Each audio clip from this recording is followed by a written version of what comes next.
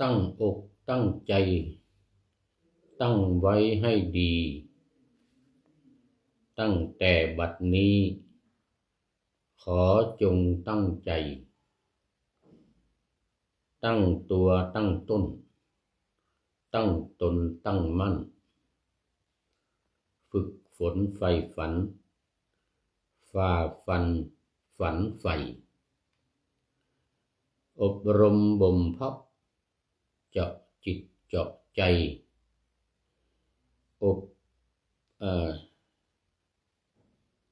สั่ง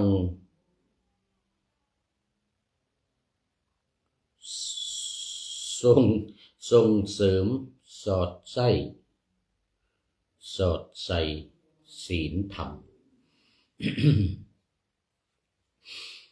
ขอถวายความนอบน้อมแด่พระรัตนตรัย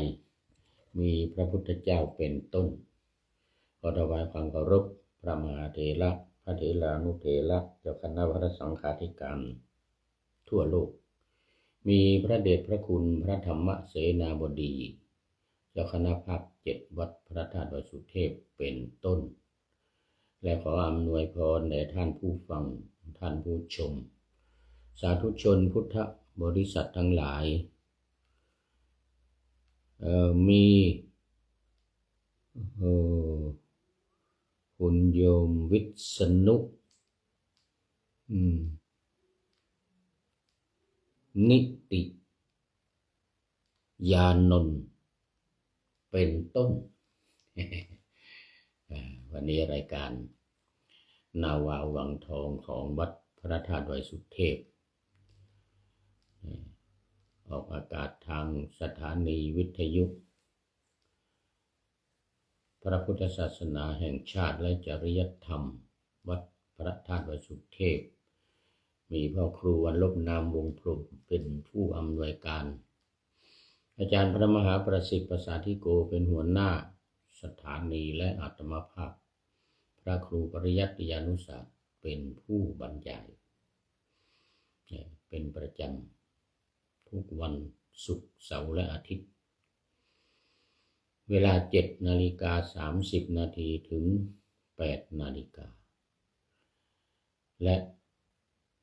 วันเฉพาะวันศุกร์กับวันเสาร์นี้มีภาคบ่ายเวลา13 ถึง 14 นาฬิกา2 สถานีวิทยุสสว.วัดฝายหินมีพระครูสมุวิสุวัฒน์วรกิจโจเป็นผู้อำนวยการนำออกอากาศ4 วันคือวันพุธวันศุกร์เสาร์และอาทิตย์วันพุธนั้นเวลา17 ถึง 18 นาฬิกาวันศุกร์กับวันเสาร์นี้14 ถึง 15 นาฬิกาและวันอาทิตย์15 ถึง 16 นาฬิกาบ่าย 3 โมงถึงบ่าย 4 โมงเย็นเหมือนวันนี้ดูจะเป็นวันอาทิตย์ก็จะมีอากาศตั้งแต่บ่าย 3 โมงจนถึงบ่าย 4 โมงเย็นตอนนี้ก็บันทึกเสียงล่วงหน้ามาคงจะประมาณ1.5 ชั่วโมง1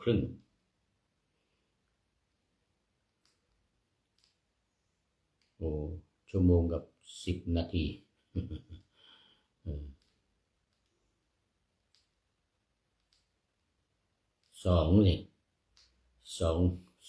ชั่วโมง2 ชั่วโมงกับ10 นาที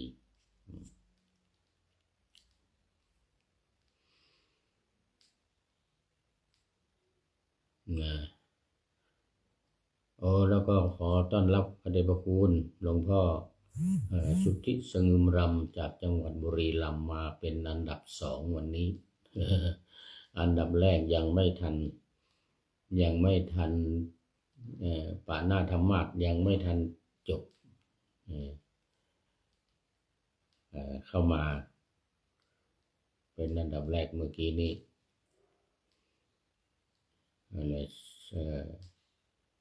ยานนท์ ลืมชื่อไปแล้วนี่ ผ่านไปแล้วนะอันนี้เลยได้เป็นต้นเมื่อกี้นี้เป็นต้นฝ่ายผู้ชมผู้ฟังเดี๋ยวก่อนบริษัทสาธุชนพุทธบริษัททั้งหลายเมื่อกี้มีเป็นต้นไปแล้วเอาได้ว่าเข้ามายังแต่หัวรุ่งไก่ยังไม่ทันโหสุริโยยังไม่จับขอบฟ้าโมทนาเป็นอย่างยิ่งสำหรับพระเดชพระคุณหลวงพ่อสุทธิสงุมลำก็เป็นประจำทุกวันทุกรายการนะขอบคุณเป็นอย่างยิ่งเอาวันนี้ก็ขอโมทนาเจ้าภาพภัตตาหารเช้าเพลตอนน้ำปานะตอนเย็นด้วยรวมเลยวันนี้คือคุณแม่ยอดพ่อแม็กเกรเกอร์นะแม่รัตดาพรหมศรีดาพร้อมกับลูกหลานแล้วก็แม่ชีจินตนาเกรเกอร์นายจิรศิลป์สศรีคำพร้อมกับครอบครัวแล้วก็นายธนวัฒน์นางอรวรรณสร้อยสายพร้อมครอบครัวแล้วก็นายและกลุ่มกัลยาณมิตรน้องๆเพื่อนๆกลุ่มสารวินนะก็มีอาจารย์จรูนประเรียนธรรม9ประโยคนี่นะเป็นต้นนำคณะมาวันนี้น้องๆกลุ่มสารวินขอต้อนรับยอดดอยปลายฟ้าอาจารย์ออกวิทยุพอดีครับว่างั้นนะออกวิทยุพอดีวันนี้สถานีวิทยุวัดพระธาตุดอยสุเทพเนี่ยโมทนาสาธุสาธุออกพอดีเลยเนี่ยบ่ายโมงนี่เนี่ยบ่ายโมงถึงบ่าย2นี่พอดีเลยหัวหน้าสถานีท่านอาจารย์พระมหาประสิทธิ์ประสาธิโกวัดพระธาตุดอยสุเทพอยู่ประจำสถานีวิทยุของวัดพระธาตุดอยสุเทพ FM 96 เมกะเฮิรตซ์นะก็บอกว่าออกวิทยุพอดีเลยครับคนนั้นนะสาธุสาธุนี่อาจารย์จรูนจันทมาลัยปรริยนธรรม9ประโยคจากวัดท่าตอนเป็นมหาปรริยนธรรม9ประโยครูปแรกของสำนักเรียนวัดท่าตอน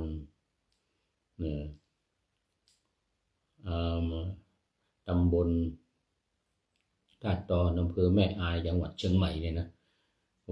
วันนี้พาลูกสาวมาพาภรรยามาพร้อมกับกลุ่มญาติธรรมเรียนธรรมกันทั้งนั้นเห็นลืมชื่อไปอยู่แม่วางนี่แหละเรียน4ประโยคว่างั้นเป็นทนายความประกาศเมื่อกี้นี่ลืมชื่อไปละโมทนาเป็นอย่างยิ่งวันนี้มากันเต็มเลยเรียกว่ากลุ่มกัลยาณมิตรน้องๆเพื่อนเหมือนกันนะกลุ่มสารวินด้วยสารวินคือแม่น้ำสารวินเนี่ยนี่ก็มากันเป็นจำนวนมากที่สำคัญมีข้าวเหนียวผสมงาดำภาษาภาคเหนือเรียกว่าข้าวนุกงาโยมลืมชื่อไปเมื่อกี้นี้โยมแม่รัตดาหรือเปล่าแม่รัตดาพรหมศรีดานี่นะแม่ยอดนะแม่ยอดพ่อแม็กนี่แม่ยอดพ่อแม็กเมื่อกี้น่าจะเป็นแม่รัตดา เอาข้าวนุกงามา ข้าวเหนียวตำแล้วก็เอางาตำใส่ด้วยนะแล้วก็มีน้ำอ้อยเม็ดหนึ่งอย่างนี้ไอเอากินกับข้าวนุกงานี่นะเอาผสมข้าวผสมกับงาดำเลยนะข้าวเหนียวงาดำโอ้วันนี้ถูกใจกินข้าวเหนียวงาดำไปถุงหนึ่งนี่ขนาดนี้กินข้าวเกือบไม่ได้เลยกินข้าวสักจานเดียววันนี้ปกตินี่2 จานนะวันนี้ได้ข้าวเหนียวผสมงาดำโอ้สุดยอดเลยฉันข้าวสักจานเดียวข้าวสวยสักจานเดียวเพราะว่าปกติแล้ว7 วันเนี่ยวันนี้วันอาทิตย์7 วันก็จะฉันข้าวสักวันหนึ่งครั้งหนึ่ง2 จานครึ่งอย่างน้อยนี่จานครึ่ง2 จานแต่วันนี้ได้ข้าวเหนียวงาดำนี่ข้าวเหนียวงาดำมีน้ำอ้อยก้อนเลยนะอะไรน้ำอ้อยงกนะน้ำอ้อยก้อนนี่ขนาดหัวแม่มือนี่ โอ้สุดยอดเลยสุดยอดเลยเกือบอิ่มเลย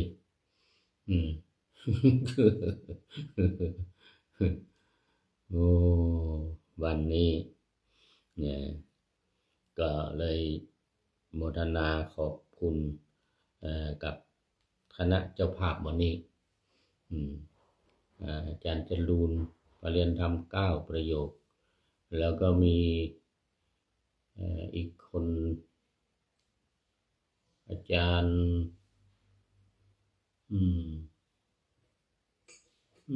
ลืมชื่อวันนี้มาคุยอยู่ตอนหลังเนี่ยมาคุยอยู่ตอนหลังนี่ฉันเสร็จแล้วลืมชื่อไปเป็นศิษย์เก่าวัดพระธาตุดอยสุเทพแล้วนี่แหละอยู่สันทรายนี่แล้วเดี๋ยววันที่19ถึงวันที่22 กุมภาพันธ์นี้ก็จะมาเป็นพิธีกรเหมือนกันงานประชุมเพลิงอาจารย์พระมหาวิษณุจารุธรรมโมวัด7 ลิมที่จะมาชาปนกิจที่วัดดอยสัพพันยูแห่งนี้ตอนนี้ขอต้อนรับท่านหลวงพี่สุรศักดิ์พรหมศรีกราบนมัสการยามบ่ายครับเหมือนกันนะโอ้โหสาธุสุรศักดิ์พรหมศรีจากจันทบุรีโอ้สาธุนี่ภาคตะวันออกนี่ชลบุรีระยองจันตราดเนี่ยแถวนี้เป็นภาคตะวันออกมาแล้ววันนี้เป็น FC ตัวจริงแล้วทีนี้หลวงพี่สุรศักดิ์พรหมศรีเดี๋ยวมาเชียงใหม่เมื่อไหร่ก็นิมนต์ขึ้นไปดอยสุเทพนิมนต์ขึ้นไปดอยสุเทพบอกว่ามาเชียงใหม่แม่ริมอำเภอพร้าวงั้นนะระโพธนตอนนี้ก็เข้าสู่เนื้อหาสาระของธรรมะในวันนี้กันเลยนาวาวังทองสืบจากตอนเช้าวันนี้กำลังเล่าเรื่องของเทพธิดา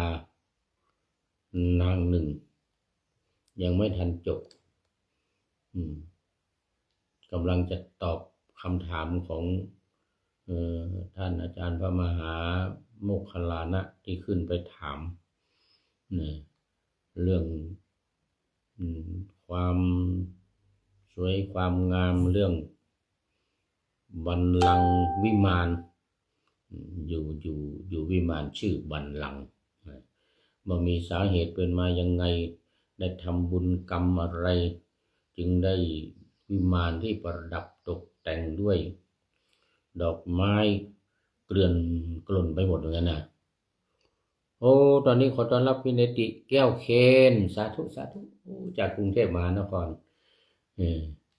เป็นยังไงบ้างเนาะนี่กำลังคุยที่เชียงใหม่วันร้อน29 องศาเมื่อวันซืนนะเมื่อวานนี้ลดลงมาเหลือ21ตกกลางคืนมาเหลือ18 องศาตอนเช้ามานี้หนาวสั่นเลยยังไม่ได้ดูกี่องศาเนี่ย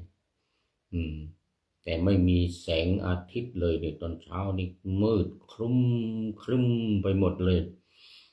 จนมาถึงตอนนี้เนี่ยในห้องนี้ยังเย็นอยู่เลยเนี่ย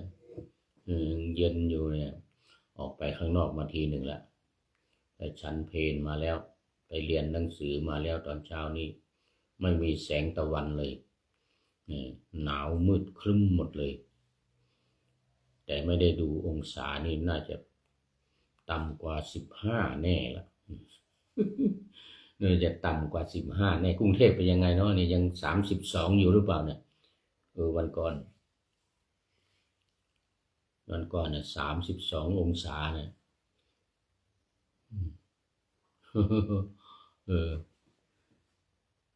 เขตลาดบูรณะเป็นยังไงเนาะเขตลาดบูรณะนี่กี่องศาวันนี้เมื่อวานนี้เห็นว่าเป็นครั้งแรกเห็นดวงจันทร์เหมือนกันนะเห็นดวงจันทร์ครั้งแรกเลยนะเมื่อคืนที่แล้วจัดรายการตอนกลางคืนถามถึงดวงจันทร์วัดโดยสะพันยูไม่ได้ออกไปดูเมื่อคืนมาตอนเช้านี่โอ้โหหนาวอีกแล้วแต่คงไม่นานหรอก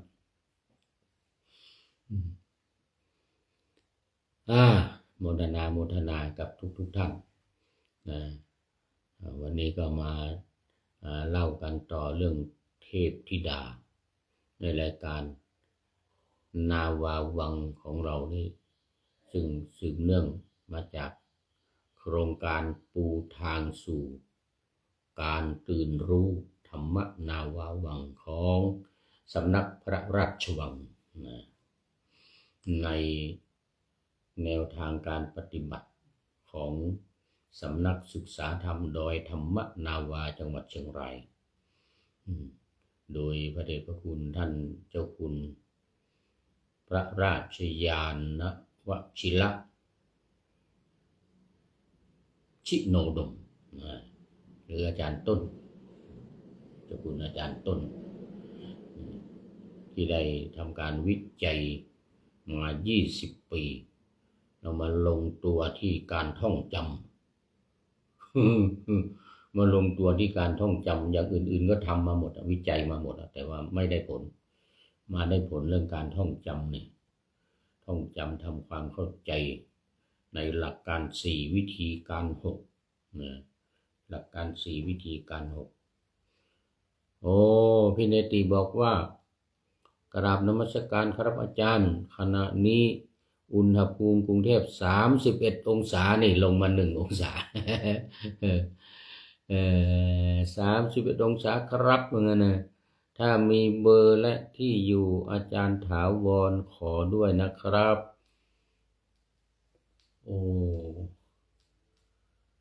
ไม่มีนานแล้วไม่มีต้องขออภัยนะเบอร์มันนานแล้วเนี่ยเป็น2-3 ปีมาแล้วไม่ได้เจอกันนะ2-3 ปีมาแล้วเดี๋ยวถ้าติดต่อได้จะส่งข่าวให้ส่งเบอร์โทรศัพท์หรือเฟซเดี๋ยวจะต้องเข้าไปดูไลน์ก่อนไลน์น่าจะมีอยู่เฟซน่าจะไม่มี เนี่ยจะต้องไปหาดูไลน์ก่อนปรากฏว่ามันตอนนี้โทรศัพท์เดี้ยงไปเครื่องหนึ่งไปตกน้ำที่เอสโตเนียนู่นน่ะตอนนี้เอาไปซ่อมเขาบอกว่ายังกำลังกู้คืนอยู่ว่างั้นน่ะ กำลังกู้คืนอยู่มันดับไปหมดเลยอ่ะโดนมันตกน้ำอ่ะความจริงก็ตกหมดอ่ะเนี่ยทั้ง2 เครื่อง 3 เครื่องเนี่ยตกหมดแต่ว่า2 เครื่องนี้ไม่เสียมีเครื่องนั้นเสียเครื่องเดียวเครื่อง iPhone นี่จะต้องไปดูถ้าข้อมูลน่าจะมีอยู่ น่าจะมีข้อมูลอยู่ที่ iPhone นะกำลังกู้คืนอยู่ นี่มาก็มาต่อกันเลยตอนเช้าวันนี้นางเทพธิดาจะตอบนะคำถามของท่านพระมหาโมคคัลลานะที่ขึ้นไปถามนะแม่เทพธิดาอยู่ในปัลลังกวิมานวิมานชื่อบัลลังก์เลยนะ ดิฉันเมื่อเกิดเป็นมนุษย์อยู่ในมนุษย์โลกนี่นะเป็นบุตรสะใภ้ในตระกูลอันมั่งคั่งตระกูลหนึ่งดิฉันเป็นผู้ไม่โกรธเป็นผู้ประพฤติอยู่ใต้บังคับบัญชา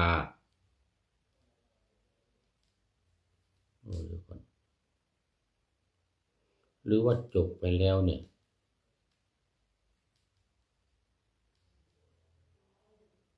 อันไหนที่ค้างอยู่เดี๋ยวก่อน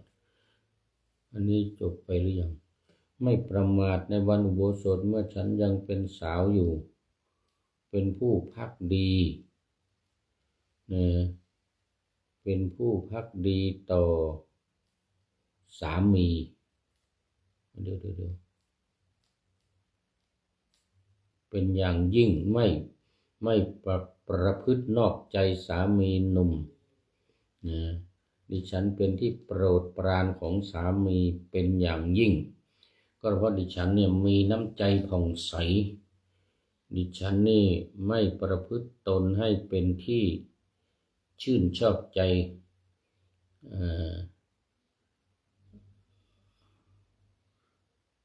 นอกใจสามีนะ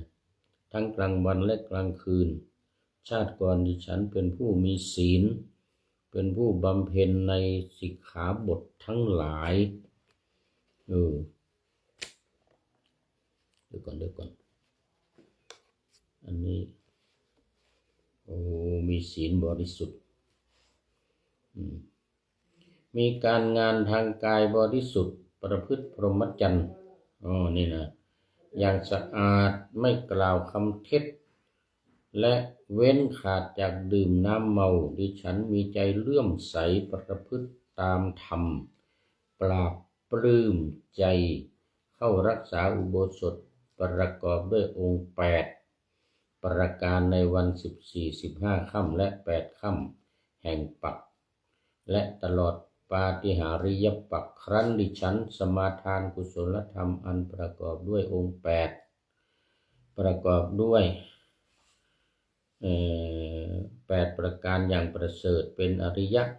มีความสุขเป็นกำไรเช่นนี้แล้ว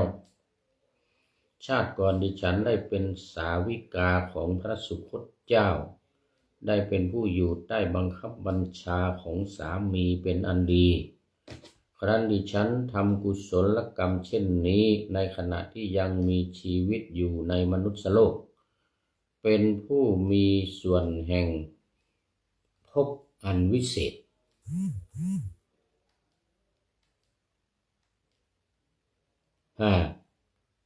ภพอันวิเศษพอสิ้นชีพลงแล้วดิฉัน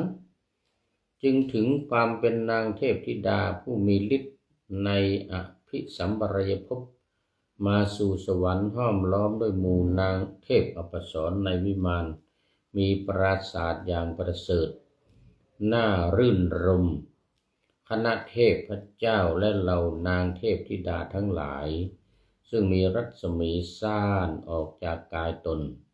พากันมาชื่นชมยินดีกับดิฉันอยู่ผู้มีอายุยืนมาสู่เทพวิมานนะจบบัลลังก์กับวิมานที่3อันนี้เนี่ยที่ค้างไว้ตอนเช้านี่นะที่ค้างไว้ตอนเช้าเป็นคำตอบที่ให้กับท่านพระมหาโมคคัลลานะเถระที่ถามเทพธิดาค้างไว้แต่ว่าพอดีมันหมดเวลาไปเขามาตอบว่าโอ้เป็นผู้ที่มีความซื่อสัตย์ต่อสามีหนุ่มไม่นอกใจไม่ประพฤติในสิ่งที่จะทำให้เสียอกเสียใจอะไรใดๆทั้งสิ้นนะสามารถประคับประคองชีวิตคู่ฉันสามีภรรยาตลอดชีวิตแล้วก็ได้ทำคุณงามความดีในเรื่องของการให้ทานรักษาศีลเจริญภาวนามาอย่างสม่ำเสมอพอตายจากโลกมนุษย์แล้วก็ได้มาเกิดอยู่ในบนสวรรค์แล้วก็ได้วิมานที่เรียกว่าบัลลังก์กับวิมานหรือวิมานชื่อบัลลังก์เนี่ยนะที่สวยงามเหมือนกับที่ได้กล่าวมานี่อันนี้เป็นประวัติของเทพธิดาผู้ที่ทำบุญแล้วได้มาเกิดในบัลลังก์วิมานเกิดในบัลลังก์วิมานวันนี้จบไว้แค่นี้ก่อนดูหมดเวลาหรือยังยัง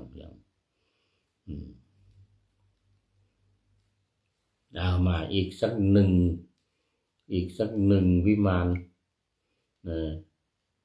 คือตอนนี้เป็นการสนับสนุนการทำบุญทำคุณงามความดีในโลกมนุษย์เมื่อเป็นเปรตหรือละจากมนุษย์มาแล้วเนี่ยเขาเรียกว่าเปตวิสัยเนี่ยอยู่ในเปตวัตถุก็จะได้อยู่ในวิมานเขาเรียกว่าวิมานวัตถุในบนสวรรค์นี้ดังนั้นก็ผ่านไปแล้วคือบัลลังก์กับวิมานอันนี้มาดู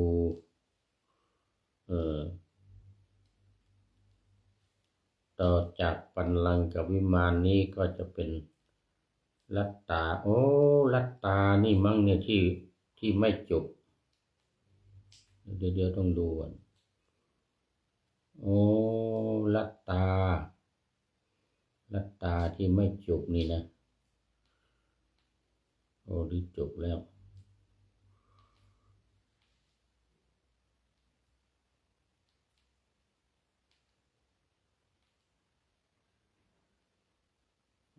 ลัตตานี่ก็จบแล้วเหมือนกัน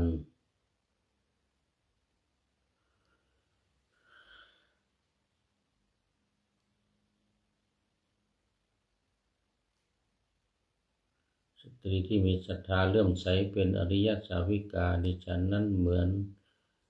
อาศัยอยู่กับสามีผู้เป็นใหญ่เป็นพัสดาเพราะหา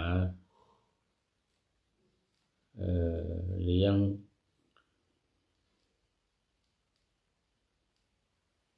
ด้วยศรัทธาเลื่อมใสอันเกิดในพระอริยเจ้า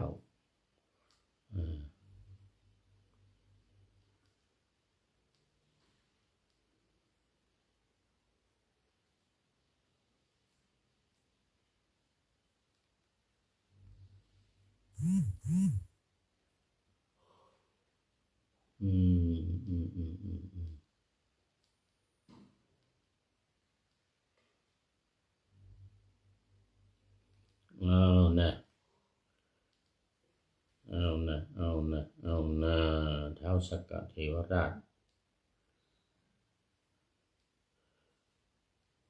นี่ที่ค้างไว้เมื่อวาน สมัยนั้นธิดาของอุบาสกคนหนึ่งชาวเมืองสาวัตถีชื่อว่าลัดดาเป็นบัณฑิตฉลาดมีปัญญาในตระกูลสามีประพฤติตนเป็นที่ชอบใจของสามีและแม่ผัวพ่อผัวพูดจาน่ารักฉลาดในการสงเคราะห์บริวารชนสามารถจัดทรัพย์สมบัติในเรือนได้เรียบร้อยไม่มักโกรธถึงพร้อมด้วยศีลและมารยาทยินดีในการแจกจ่ายทานถือศีลห้าไม่ขาดได้เป็นผู้หญิงไม่ประมาทในการรักษาอุโบสถนี่ลัดดา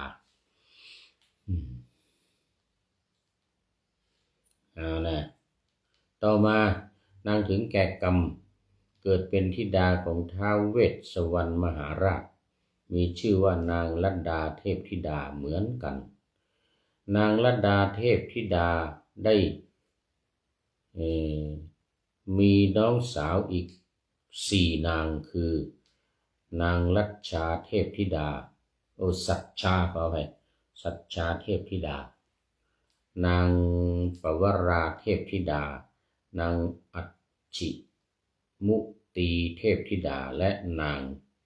สุดาเทพธิดาท้าวสกเทวราชนำนางทั้ง5นั้นมาตั้งไว้ในฐานะเป็นนางบำเรอโดยให้เป็นหญิงฟ้อนรำแต่นางลัดดาเทพธิดาได้เป็นที่โปรดปรานของท้าวสกะมากเพราะนางฉลาดในการฟ้อนรำขับร้องเมื่อนางเหล่านั้นมานั่งประชุมร่วมกันอย่างมีความสุขจึงเกิดถกเถียงกันเกี่ยวกับความสามารถในการสังคีตคำว่าสังคีตนี่คือการร้องการร้องเพลงสังคีตะคือเป็นดนตรีอย่างหนึ่งนางทั้งหมดจึงไปเฝ้าท้าวเวสสวรรณมหาราชถามว่าพ่อจ๋าบรรดาลูกๆคนไหนฉลาดในการฟ้อนเป็นต้นละจ้ะพ่อว่างั้นนะท้าวเวสสวรรณมหาราชก็ตรัสอย่างนี้ว่าลูกๆจงไปที่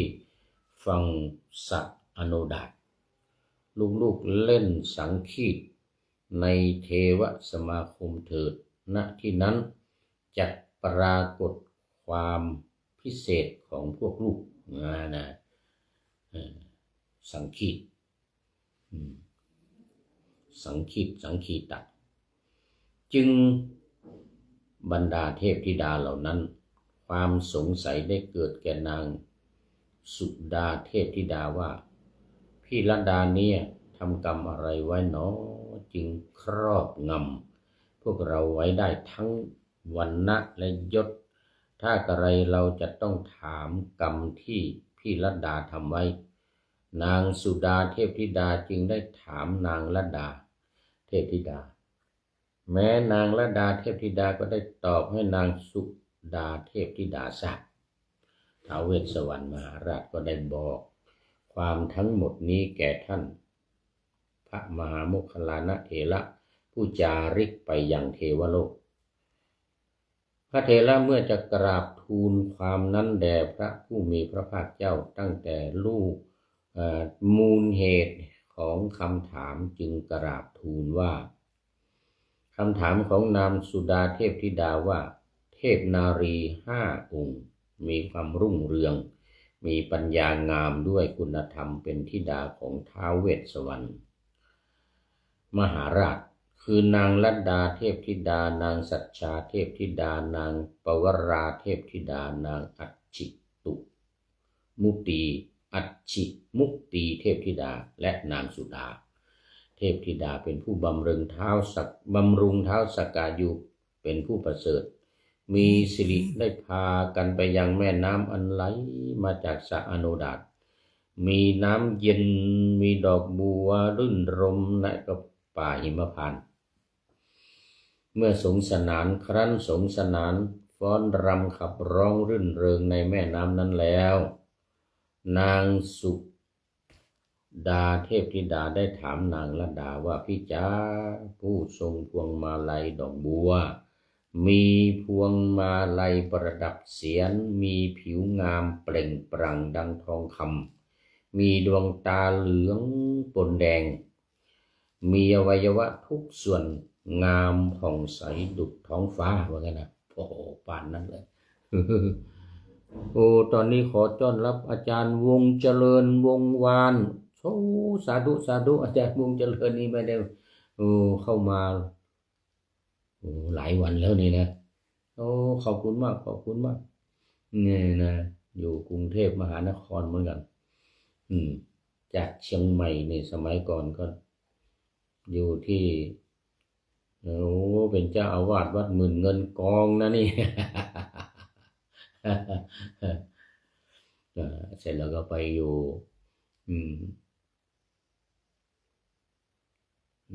กรมการศาสนาเส้นนาน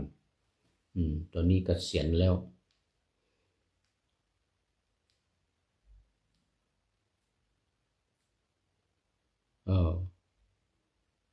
อาจารย์วงเจริญวงวานโอ้นี่อดีตเป็นเลขานุการเจ้าคณะจังหวัดเชียงใหม่นะเนี่ย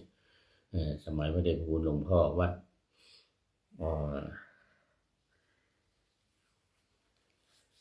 ลืมชื่อไปเป็นเจ้าคณะจังหวัดเชียงใหม่หลวงพ่อพันลาดอะไรสักอย่างหนึ่งลืมชื่อไปแล้วเจ้าคณะจังหวัดเชียงใหม่สาธุสาธุโอ้วันนี้วันนี้วันอาทิตย์มามีเวลา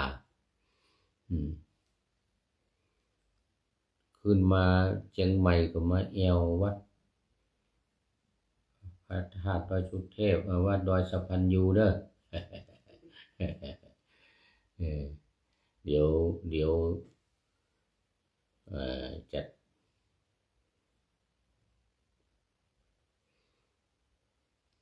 เดี๋ยวจะไปกรุงเทพเนี่ยวันที่19วันที่20-21นี่สอบประเด็นธรรม6ประโยคที่วัดสะเกษที่วัดสะเกษตอนนี้กำลัง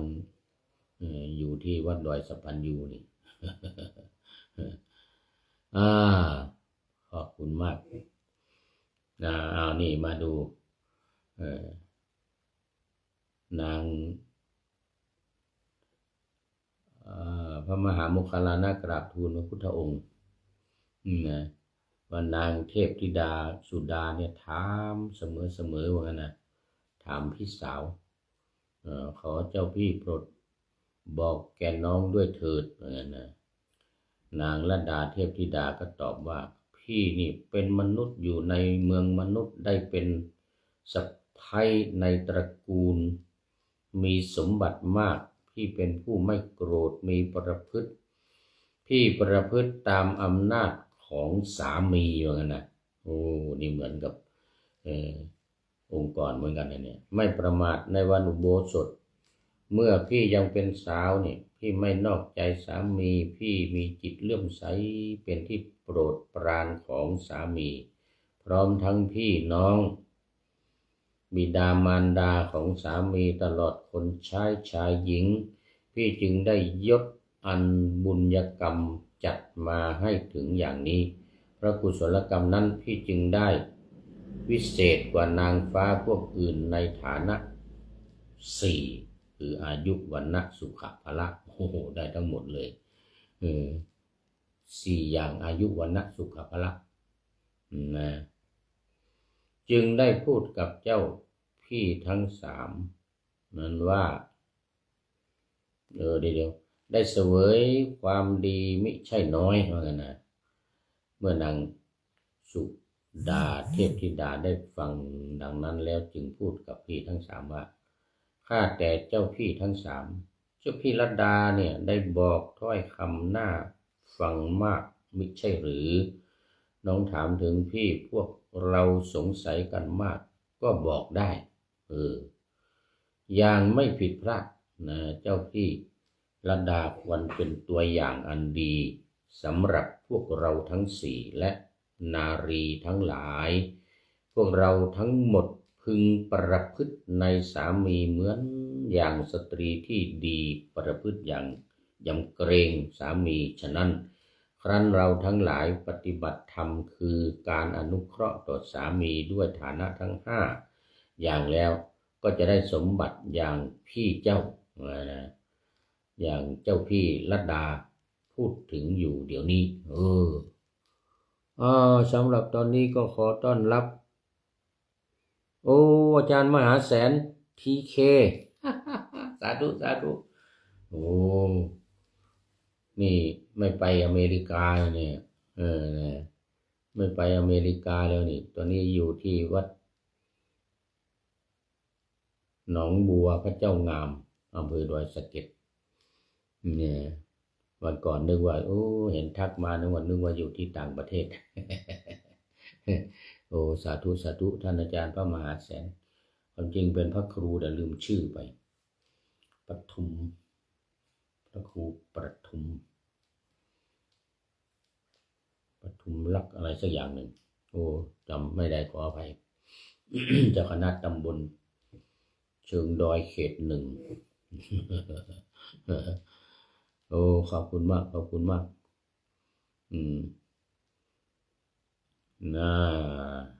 อันนี้พญาเดี๋ยวก่อนฐานะทั้งห้าจะได้สมบัติดังที่กล่าวมานี้พญาราชสีห์ตัวสัญจรไปตามราวป่าใกล้เชิงเขาอาศัยอยู่บนภูเขาแล้วก็เที่ยวตะครุบจับสัตว์สี่เท้าใหญ่น้อยทุกชนิดกัดกินเป็นอาหารได้ฉันใดสตรีที่มีศรัทธามีอริยสาวิกาในศาสนานี้ก็ฉะนั้นเมื่อยังอาศัยสามีอยู่ควรประพฤติยำเกรงสามีฆ่าความโกรธเสียกำจัดความตระหนี่เสียได้แล้วเขาผู้ประพฤติธรรมโดยชอบจึงรื่นเริงบันเทิงอยู่ในบนสวรรค์อันนี้ก็เป็นเรื่องของลัดดาวิมานลัดดาวิมานวิมานชื่อลัดดาของลูกสาวทั้ง5 คนของมหาเศรษฐี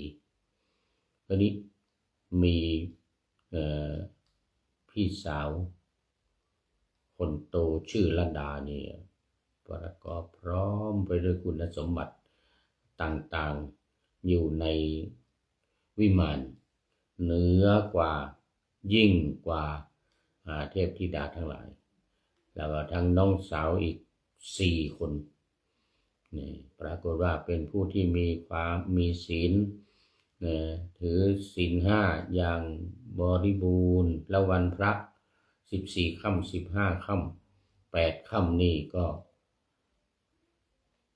รักษาศีล8มีองค์8ประการและที่สำคัญที่ยึดมั่นก็คือว่าเป็นผู้ที่ยำเกรงประพฤติต่อสามีอย่างดีเยี่ยมเป็นที่รักพอใจของสามีพร้อมด้วยพี่สาวน้องสาวของสามีพ่อผัวแม่ผัวด้วยพอละจากโลกมนุษย์มาแล้วจึงได้ทรัพย์สมบัติในสวรรค์ที่อุดมสมบูรณ์ไปด้วยสิ่งของต่างๆพร้อมด้วยรัศมีออกจากกายที่เรืองรองสวยงามข่มเทพธิดาอื่นๆได้หมดเหมือนราชสีห์ที่ข่มสัตว์อื่นๆในป่าไปตามป่าตามเขาก็สามารถจับเอาสัตว์ทั้งหลายมากินได้อย่างสบายๆว่านั่นนะดังนั้นสตรีที่มีศรัทธาเลื่อมใสเป็นอริยสาวกาก็ฉันนั้นเหมือนกันอาศัยอยู่กับสามีผู้เป็นใหญ่เป็นพัสดาเพราะหา เลี้ยงหาใช้ด้วยของกินและเครื่องนุ่งห่มเป็นต้นประพฤติยำเกรงสามีด้วยปฏิบัติเกื้อกูลสามีในทุกๆอย่างฆ่าหรือละความโกรธได้อย่างสิ้นเชิงกำจัดครอบงำไม่ให้เกิดความตระหนี่อันเกิดขึ้นในของที่ครอบครองไว้ชื่อว่าเป็นหญิงประพฤติธรรมเพราะประพฤติธรรมคือความยำเกรงสามีและธรรมของอุบาสิกาโดยชอบสตรีนั้นย่อมรื่นเริงย่อมถึงความบันเทิงในสวรรค์คือเทวโลกบทที่เหลือดังกล่าวมานี้ก็เหมือนกันกับสตรีอื่นหรือที่อยู่ในวิมานอื่นๆอันนี้ก็เป็นเรื่องของลดาวิมานจบเวลาก็จบพอดีหรือเปล่าโอ้เวลาก็ใกล้จะจบพอดีเลย เวลาใกล้จะจบพอดีวันนี้ท่านอาจารย์พระมหาแสนเป็นท่านสุดท้ายเข้ามาอาจารย์วงเจริญวงวานด้วยพิเนติแก้วเคนและท่านอื่นๆที่ผ่านไปแล้วก็ขอขอบคุณและอโมทนาเป็นอย่างยิ่งวันนี้รายการนาวาวังทองภาคบ่ายก็หมดเวลาจะต้องได้นำรายการไปตอนนี้มาดูข้อคิดท้ายรายการวันนี้มีข้อคิดมาจากวันนี้ธนกรดอนกำมลการโอ้นี่ผู้ใช้นามปากกาวัฒนกรดอนกำมลการนะบอกว่าตั้งอกตั้งใจตั้งไว้ให้ดีนะโอ้นี่ตั้งอกตั้งใจเหมือนเทพธิดาเนี่ยเนาะลดาเทพธิดาเนี่ยตั้งอกตั้งใจตั้งไว้ให้ดีตั้งแต่บัดนี้ขอจงตั้งใจตั้งตัวตั้งต้นตั้งตนตั้งมั่นโอ้นี่ตั้งทั้งนั้นเลยฝึกฝนใฝ่ฝันฝ่าฟันฝันใฝ่นะอบรมบ่มเพาะเจาะจิตเจาะใจส่งเสริมสอดใส่ศีลธรรมโอ้นี่ที่สำคัญคือตรงนี้เองสอดใส่ศีลธรรมคือมีศีลมีธรรมเหมือนกับเทพธิดาชื่อลดาชื่อลดาในวันนี้ ก็ขอบคุณธนากรดอนกำมลการธนากรดอนกำมลการไว้หน้าที่นี้เป็นอย่างยิ่งขอนำนาวาวังทองไปก่อนแล้วจะย้อนมาใหม่ในวันหน้าคือวันเสาร์คือวันพุธศุกร์เสาร์อาทิตย์ตามตารางเวลาที่วางอยู่ข้างในโอ้ต้อนรับนี่สุดท้ายจริงๆนะนี่โอ้นึกว่าอาจารย์มหาแสนเป็นสุดท้ายเป็นว่าคุณโยมเปรมใจบัวใสเป็นท่านสุดท้ายจุสันปัดตองนี่เองวันก่อนมาถวายก๋วยเตี๋ยว350ถ้วย350ชามโมทนาเป็นอย่างยิ่งเป็นท่านสุดท้ายจริงๆในวันนี้เป็นท่านสุดท้ายของโมทนาเป็นอย่างยิ่งเป็นธรรมะจากพระราชวังเป็นนาวาโด่งดังสว่างไสวเป็นทองคำล้ำค่ากว่าสิ่งใดชุบชีวิตจิตใจให้ใสงามขอเชิญท่านทั้งหลายนำไปท่องตามคุณของพระรัตนสาม พุทโธเมนาโถธัมโมตาม สังโฆเมนาโถยามภาวนาว่าบ่อยๆซ้ำๆจำในจิตจนมันติดในใจไม่หายหน้านอนนั่งยืนเดินจำทุกเวลาตั้งแต่ตื่นขึ้นมาถึงหลับไปขอทุกท่านได้ผลจากปฏิบัติได้กำจัดความทุกข์พบสุขใสพลันปลอดโปร่งโล่งสบายทั้งกายใจอยู่ที่ใดใจสงบพบนิพพานขอเจริญพร